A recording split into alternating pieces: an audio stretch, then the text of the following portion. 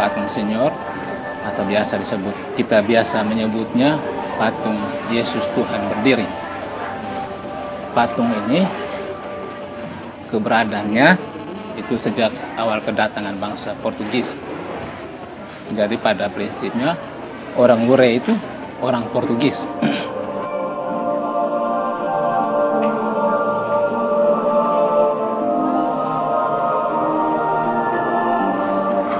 Jadi awal masuk bangsa Portugis tahun 1511 ke Indonesia, itu diperkirakan sekitar 1517 itu dia menyinggahi Lohayong.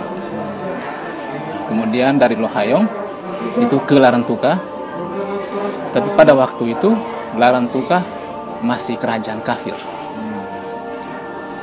Masih kerajaan kafir. Setelah Lohayong jatuh ke tangan Belanda, semua bangsa Portugis yang ada di Lohayong itu lari ke Larantuka. Sehingga di Lohayong, di Larantuka ada juga yang satu tempat atau satu kelurahan sekarang itu namanya Lohayong, dengan Kapitan Jentera itu yang ada di Larantuka. Sedangkan pada awal kedatangan itu Portugis menyinggahi Lohayong pertama, kemudian sebagian bangsa Portugis itu ke Larantuka. Tapi karena pada waktu itu Raja Larantuka menolak, maka bangsa Portugis pada saat waktu itu membagi dua bagian, sebagiannya ke Konga dan sebagiannya ke Wure. Sebagian ke Wure itu dengan 8 kapitan, dengan mengendarai begitu banyak kapal dan perahu kecil, dengan segala macam ornamento religius, termasuk patung Tuhan berdiri ini dengan segala kelengkapannya.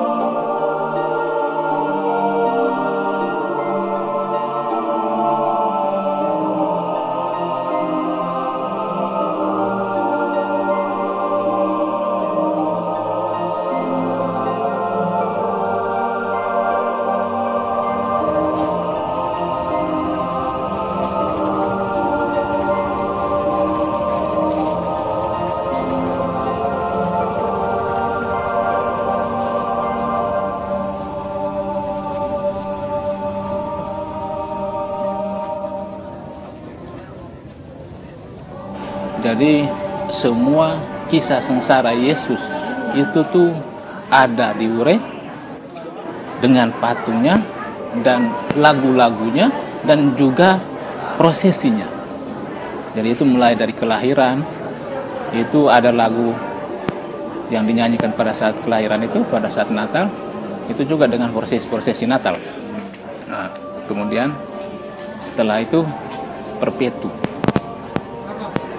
Perpetu itu satu doa memperingati Yesus berdoa di Taman Getsemani.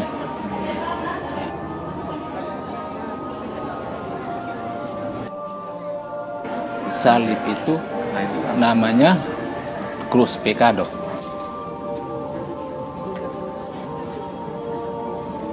Yang keranda jenazah itu patung jenazah. Jadi patung itu dia keluar pada saat prosesi Jumat Agung begini.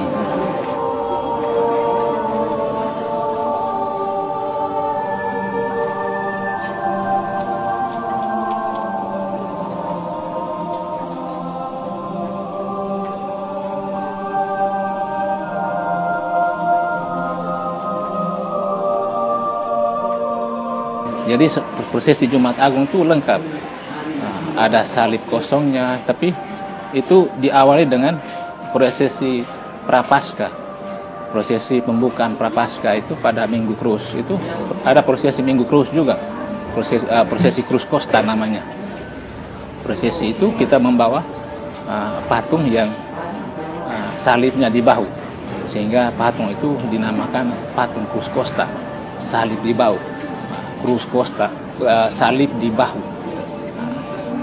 Jadi itu pembukaan puasa, pembukaan masa Prapaskah, Minggu Krus.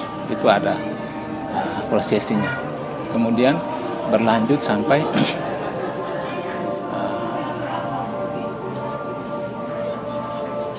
Semana Santa, berlanjut sampai ke Semana Santa pada minggu ke-6. Nah itu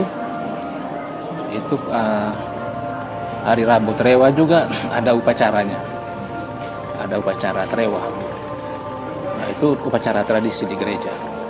Kemudian Kamis Putihnya ada upacara pembasuhan kaki menurut tradisi, tapi karena kolaborasi dengan liturgi, maka itu dilakukan oleh imam melalui perayaan misa.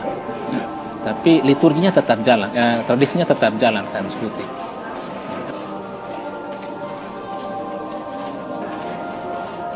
Masuk ke Jumat. Pada Jumat itu prosesi yang pertama itu juga prosesi Krus Kosta. Itu memberikan gambaran bahwa proses kematian Yesus itu melalui salib di bahu, melalui jalan salib. Itu prosesi awal. Setelah itu baru prosesi, orang bilang prosesi yang besar, prosesi yang agak besar. Nah itu Nikodemus dengan kelengkapannya membawa patung jenazah ini mengelilingi jalan prosesi keliling kampung ini.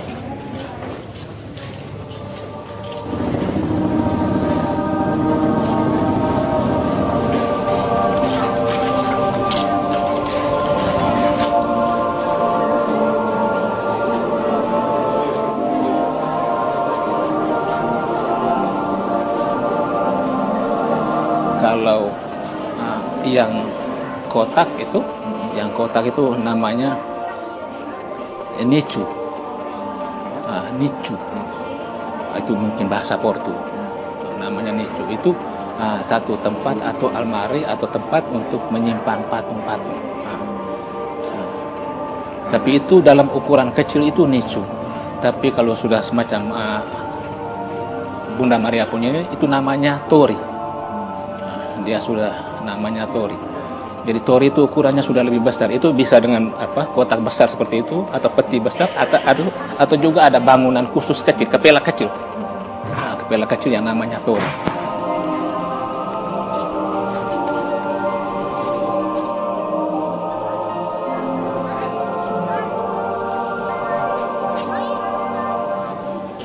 Jadi setiap hari ada jubah hariannya. Itu berganti warna sesuai dengan liturgisnya. Misalnya kemarin kalau masa puasa Minggu Sengsara, itu dia punya jubah itu ungu. Untuk prosesi ini merah. Ya, prosesi merah. Ya, mantel merah jadi. Untuk prosesi ini merah. Ayam jago tuh ceritanya agak panjang. Jago ada, kalau untuk Wure punya patung Tuhan berdiri ini ada kekhususan jago yang ada di kaki Tuhan berdiri, dan juga ada jago yang menandakan jago berkokok penyangkalan Yesus. Jadi ada dua versi. Jadi yang di bawah, versi yang pertama yang di bawah dalam prosesi, itu jago yang melambangkan penyangkalan itu. Jago yang melambangkan penyangkalan Yesus itu yang dibawa dalam prosesi mengelilingi jalan prosesi. Tapi jago yang ada di sini itu cerita awalnya itu semacam satu penampakan. Penampakan bagaimana?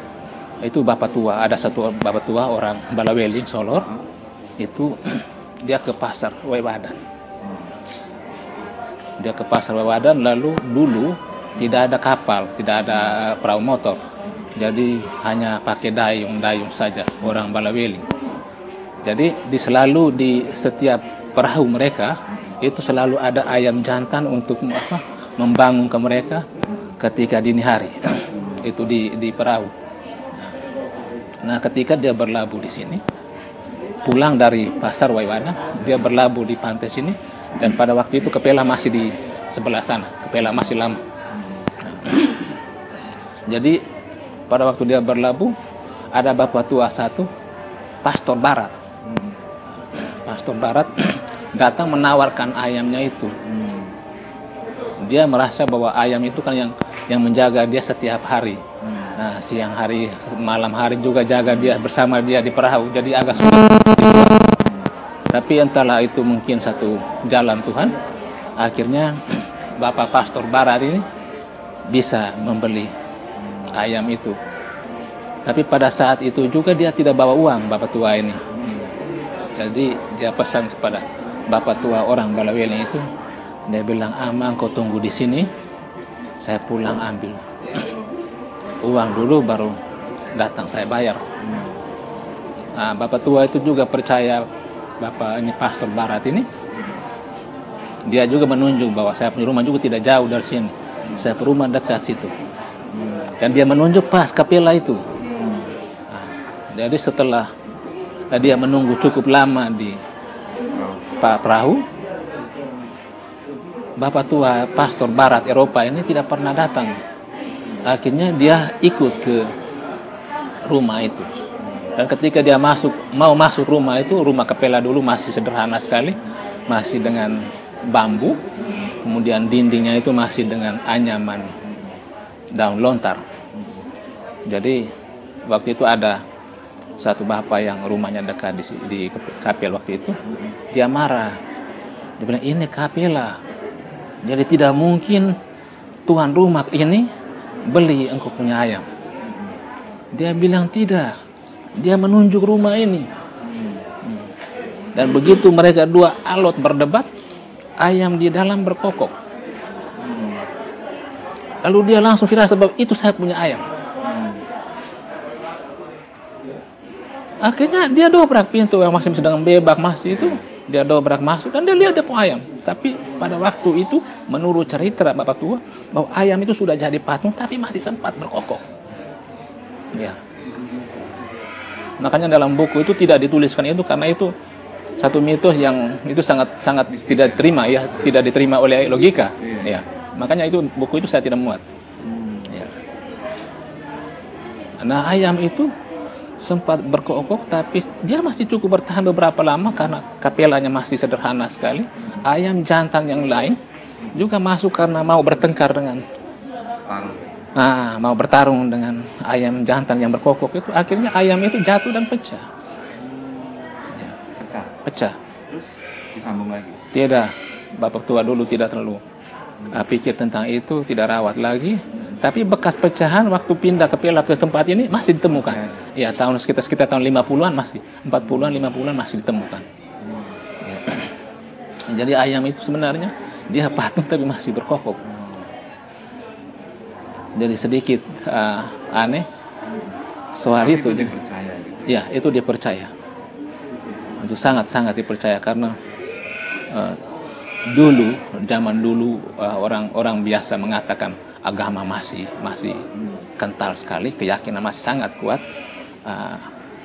Bapak tua Tuhan berdiri ini sering menampakkan diri kepada orang-orang kepercayaan, misalnya pemuka-pemuka desa, tokoh-tokoh konfereria, tokoh-tokoh itu. Karena dulu belum ada dewan, itu konfereria berperan.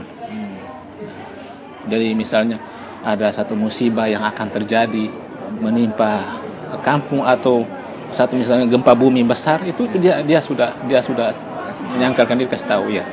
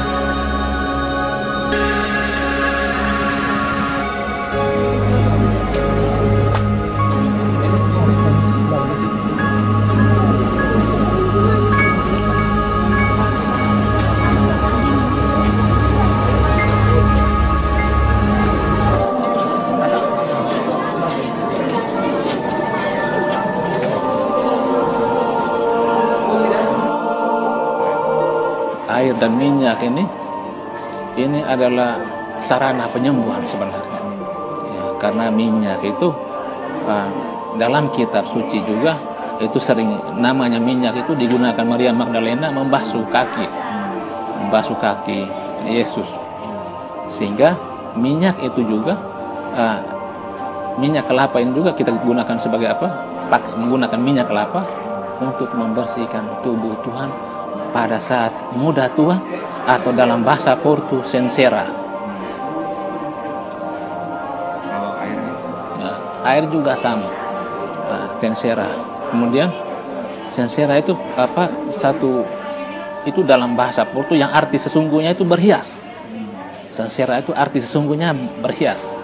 Jadi kata yang sering digunakan dalam bahasa Larantuka itu buah muda tua, itu juga berhias, menghiasi Tuhan. Ya.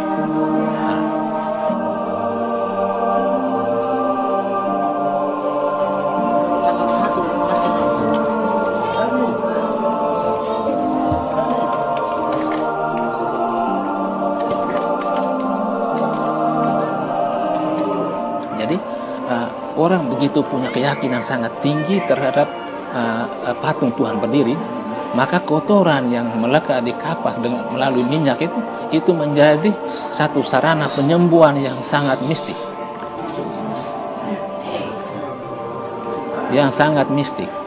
sangat kuat, mistiknya sangat kuat, sehingga banyak kejadian-kejadian yang memberikan peneguhan kepada orang-orang yang pernah menggunakan minyak itu bahwa mereka punya sakit bisa disembuhkan. Ya, bisa menyembuhkan sakit apa saja, dalam dan luar.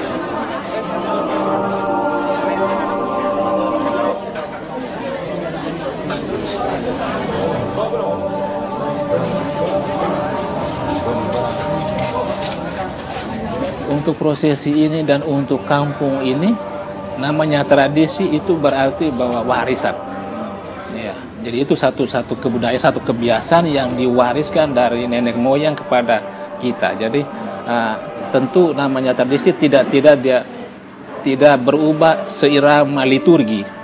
Ya, jadi dia tetap posisinya seperti itu dan seperti itu sampai kapanpun. Jadi untuk 2 tahun terakhir ini atau masih 3-4 tahun terakhir ini ada zaman teknologi, artinya sudah ada perkembangan kemajuan. Tapi seperti yang Pak saksikan, ada tenda yang masih sederhana sekali. Ini tahun ini masih kita pinjam tenda jadi, tapi tahun kemarin itu masih dengan terpal dan lain sebagainya, jadi masih sangat sederhana. Jadi mungkin harapan ke depan itu ya mungkin dengan partisipasi swadaya dan partisipasi masyarakat seperti ini untuk bisa membangun kampung ini, bisa merias kampung ini untuk menanti kehadiran para pesiara, ya, untuk menata kampung ini menantikan pesiara. Diharapkan bahwa itu ada intervensi ada uluran tangan dari pihak-pihak lain untuk pemerintah atau pihak ketiga untuk bisa membantu mendobrak swadaya yang tengah di jalan ini.